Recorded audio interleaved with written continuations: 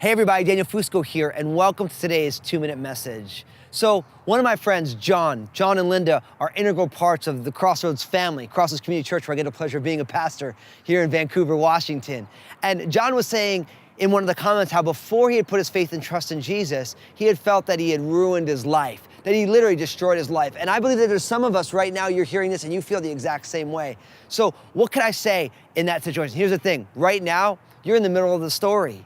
And you might have felt that you have ruined your life and you may have made huge mistakes, but here's what I want to tell you. Because you're in the middle of the story, God's not done yet. Now, if you've never before put your faith and trust in Jesus, I want to encourage you, put your faith and trust in Jesus. Jesus came to rescue you. He knew everything you would ever do. He knew all the mistakes that you would make.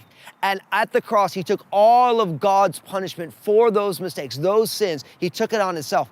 And you need to put your faith and trust in Jesus so that Jesus can apply his death and resurrection to your situation. I'm here to tell you, you're in the middle of the story and you don't even know what God's gonna do yet. And if you have put your faith and trust in Jesus, God's gonna do something fresh. Now, if you're already a follower of Jesus, listen.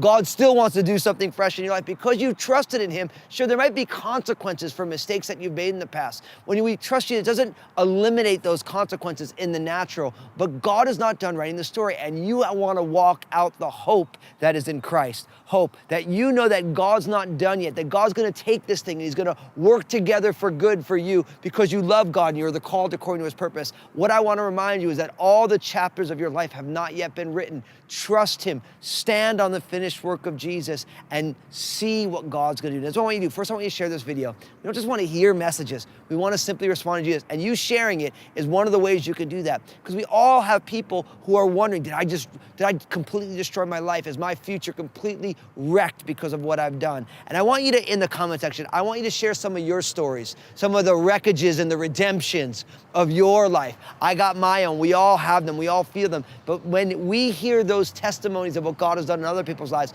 it gives us hope for our own life. God bless you and always choose hope.